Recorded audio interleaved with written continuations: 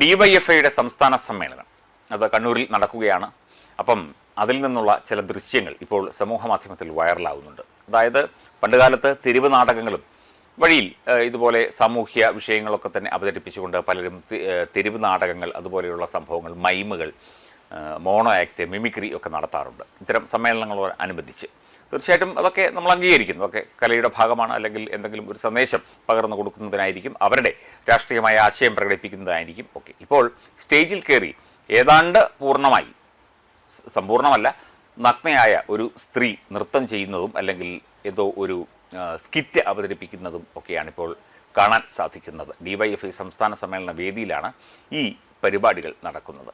ഇതെന്തിനു വേണ്ടിയാണ്? ഡിവൈഎഫ്ഐക്കാർ എന്ത് സന്ദേശമാണ് ഇതിലൂടെ നൽകുന്നത്? ഇതിൻ്റെ ആശയം എന്തു തന്നെയായാലും അല്പവസ്ത്രധാരണിയായ ഒരു സ്ത്രീയെ സ്റ്റേജിൽ കയറ്റി ഇത്തരം നാടകങ്ങൾ, പൊറാട്ട് നാടകങ്ങൾ അവതരിപ്പിക്കുന്നതിന് പിന്നിലെ ചേതോ വികാരം എന്താണ് എന്ന് കാണുന്നവരൊക്കെ ചോദിച്ചു പോവുകയാണ്. ഡിവൈഎഫ്ഐയോട് നമുക്ക് യാതൊരു തരത്തിലുള്ള വിരോധമില്ല, ശത്രുതയില്ല.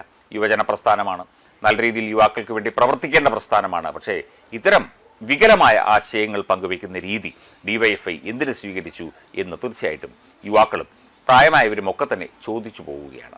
നമുക്കതിൻ്റെ ചില ദൃശ്യങ്ങൾ ഒന്ന് കാണാം. അന്നേരം ആ വീഡിയോയും കൊടുക്കണം, ഒരു ഫോട്ടോ സെഷൻ ഉണ്ട്, അതും കൊടുക്കണേ.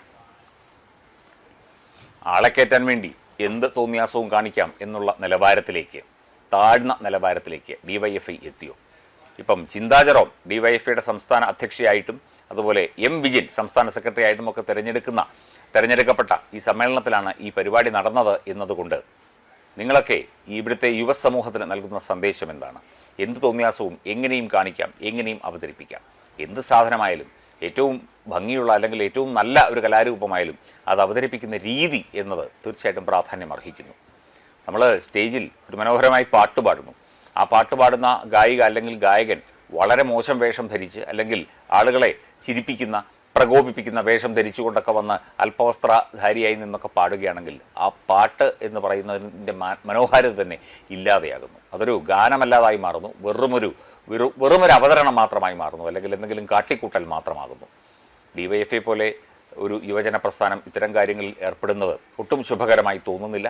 അതും ഈ ഒരു തോറ്റു തുന്നമ്പാടി നിൽക്കുന്ന അവസ്ഥയിൽ, ഇടതുപക്ഷം തോറ്റു തുന്നമ്പാടി നിൽക്കുന്ന അവസ്ഥയിൽ എന്തെങ്കിലും പേര് കേൾപ്പിക്കാനോ ആളെ കൂട്ടാനോ ആളുകളെ ആകർഷിക്കാനോ വേണ്ടിയാണോ ഇത്തരം കലാപരിപാടികൾ ഈ രീതിയിൽ അവതരിപ്പിക്കുന്നത് എന്നുള്ള സംശയം തീർച്ചയായിട്ടും ഇത് കാണുന്നവർക്കെല്ലാം ഉണ്ടാകും.